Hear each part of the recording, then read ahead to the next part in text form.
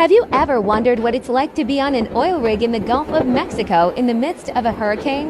If so, keep watching.